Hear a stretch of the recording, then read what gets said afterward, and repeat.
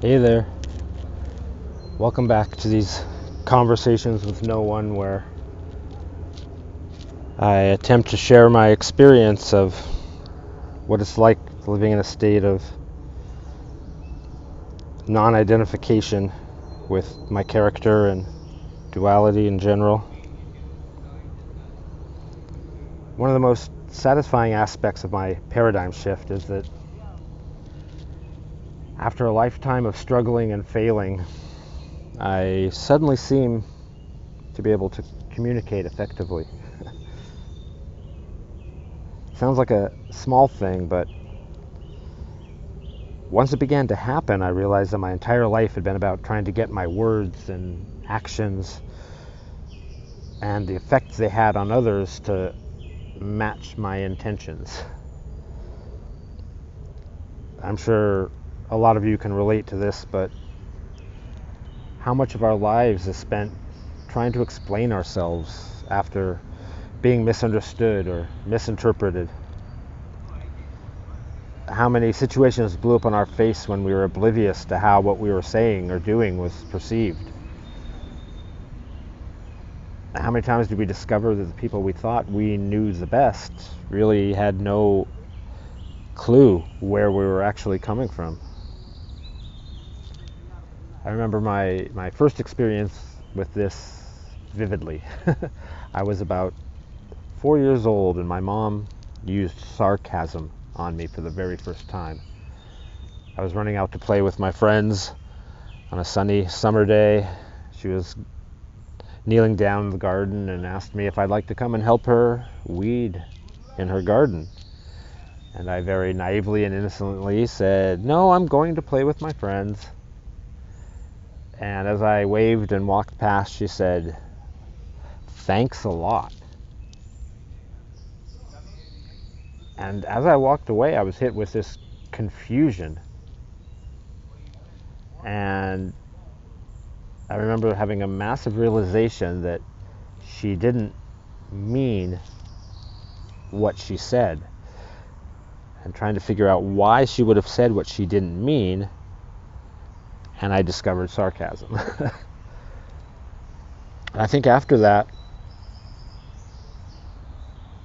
maybe after, there was one other time shortly after that, maybe within a year or so, where some neighbor had given me a full-sized candy bar, which when you're that young, it's almost as big as your head, so it's really exciting. It's not the fun-sized little ones.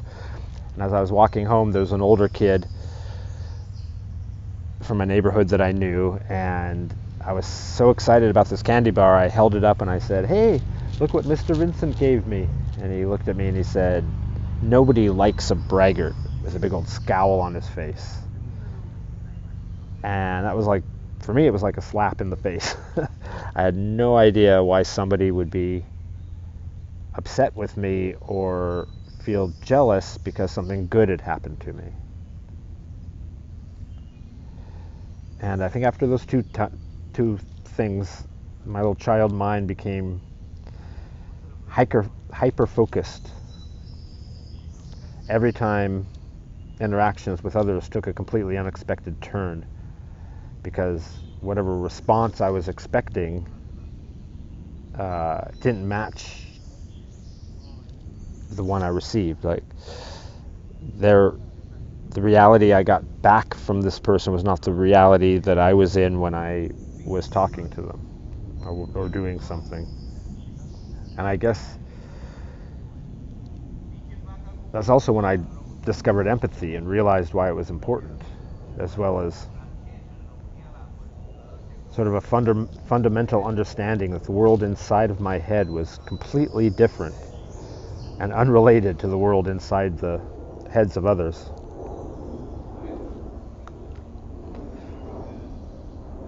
Luckily for me, I was really into reading as a kid, especially reading fiction. And now I see that was a really invaluable tool for me to help develop empathy. It helped me explore all sorts of different perspectives and situations I hadn't encountered yet in life or would never encounter. It helped me exercise my imagination, and those were important tools for my inner growth as a person as I grew up. And all that reading also gave me quite the vocabulary, as you might have noticed listening to these, which came in really handy when trying to convince other people that I was intelligent. The ability to articulate compelling stories meant I was usually in control of the social narrative, for better or worse. I became really good, probably a little too good, at playing that game. And that brought me a lot of opportunities and experiences I never would have had otherwise. But it also meant that no one actually ever met the authentic me, because I was too busy playing different characters with different stories, compartmentalizing each aspect of my life. And each one felt authentic because they were all authentic parts and expressions of who I was, but because they're so compartmentalized, nobody ever got to see the whole me. And before my shift, I felt and described myself quite often as being like a many-faceted diamond. And I saw other people this way too. There are so many aspects of my character, so many different faces that would rotate depending on which one was appropriate or most needed. I had a different dress code for every situation. Got a loud plane going overhead.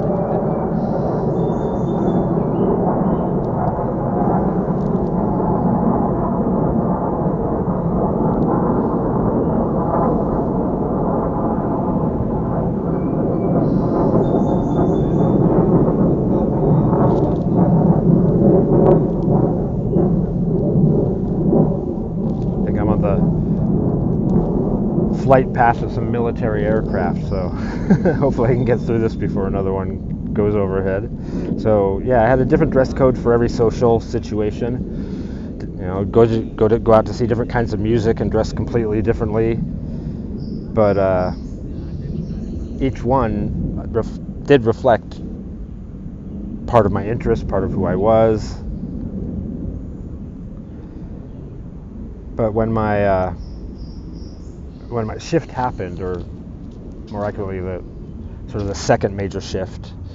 The first one was my ego destruction, and the second one was more of a self-realization. And at that moment I experienced sort of all of my characters, all of my interests, all of my ways I enjoyed expressing myself, whether it was how I dressed or the music I listened to or the choices I made. It all suddenly snapped together like a 3D jigsaw puzzle, like where there used to be a jumble of pieces that never seemed to fit together. There was now a whole picture that made sense. I saw my character from a, I guess, more objective perspective now that I no longer identified with him or judged what all those different pieces meant. And from that perspective, he really did make a complete sort of sense. A uniqueness that all these weird little pieces came together to create my character. And all of those things that felt like different pieces turned out to actually be more like ingredients to a stew I was making, or threads to a tapestry I was weaving. And as I was really close to each thread or each ingredient, I had no concept of how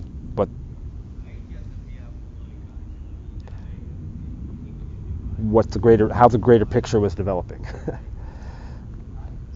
And once I managed to get out of my own way, once I stopped being right and needing things from other people, needing validation or understanding. Once I stopped needing to be understood, I found my actions began to match up with my intentions. The first symptom was that I became really quiet in my conversations with other people. There was a time there where I suffered from having my brain filled with thoughts about what I wanted to say when somebody was speaking. And after those thoughts filled my head, there'd come a whole bunch of other thoughts examining why I wanted to say the first set of thoughts.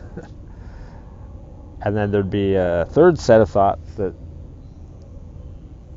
where I'd realize that the things I wanted to say were unnecessary or just self-serving.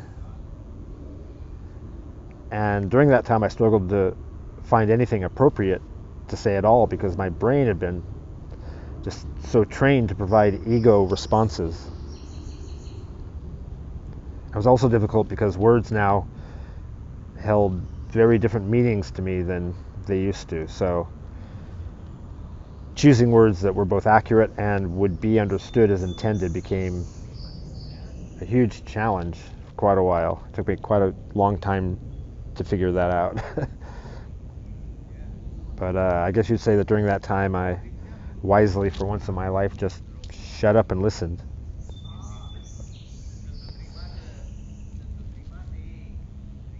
So after several years after that, it took several years, I'm not sure exactly when, but I started to notice that my words seemed to be landing in other people's minds differently. Defensiveness and deflection began to disappear in their responses, and people started becoming thoughtful or introspective more often after something I shared. And after a while, I saw some of the stories of my friends start to shift, the stories they told themselves and so told me. And sometimes they'd even repeat my own perspectives and words back to me as if there was some new realization that they had discovered. I thought that was great. That was a lot of fun. It still happens. But I saw the people who were close to me start to navigate their lives with a little less suffering and more intention. I got to watch as they slowly moved on from stories that had held them back and kept them miserable.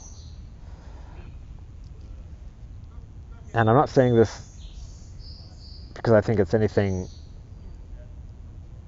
I did. It's not because of me and the things I said or did. It's because of everything I don't do anymore. It was a dynamic that manifested just when I took the me out of the way.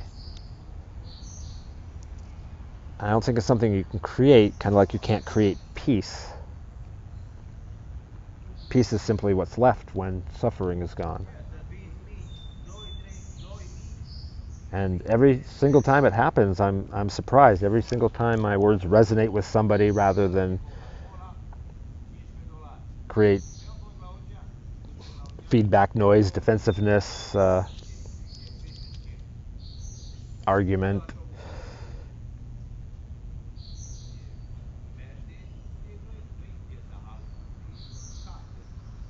It's really a pleasure to discover what I'm going to say. Because I get to hear it the first time, same time everybody else does. There isn't much me left to craft it in my brain first and try to make sure I'm saying the right thing. And I think we get so used to struggling to be heard and understood that it's kind of a shock to the system when we actually are. And, well, there's another aspect of all this as well, and that's how I'm living my life now. Being my authentic self helps me make connections based on that authentic self, rather than my character playing a specific role. I guess my character presentation is now more consistent with my inner world, and since I'm no longer hiding any aspects of who I am, I think it just becomes it's more obvious when people meet me now. And so yeah, because I'm authentically myself, everyone who connects to me now does so with a more realistic idea of what and what not to expect from me. I somehow manage to work that into every conversation or interaction in ways that subvert common expectations or projections. So it seems that most opportunities for misunderstanding just don't crop up anymore. I mean, living and traveling in my bus is a great example of this, because that one change means people don't expect as much from me as they used to. And they accept me or don't, just as I am. So I don't meet as many people, but the people I do meet are the ones who are actually interested in who I really am. More so. I mean, I can't get away from everyone's projections completely. And for me, this is one of the most magical and satisfying side effects of my paradigm shift. Though I guess I have to acknowledge that there was also a firm foundation in everything my character had learned about how duality works, like developing critical thinking and communication skills, developing empathy and studying psychology. Not professionally studying, but, like we all do. Were not for all that, I might not care at all what sort of wake I was leaving behind me or how to create intentional experiences and connections. I really admire those rare people who are constantly, colorfully their authentic self and completely unattached to the outcomes of their actions. And yet, they seem to go through life like tornadoes, and yet still manage to create harmony and acceptance wherever they go. If I had any goals in life or aspirations, I think to reach that level of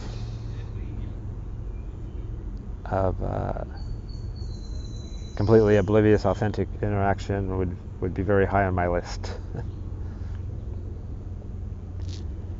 All right, I think that's it for today. Before another fighter jet comes by, thanks for joining me out here in this gorgeous spot, and I hope you guys have a great day. Take care.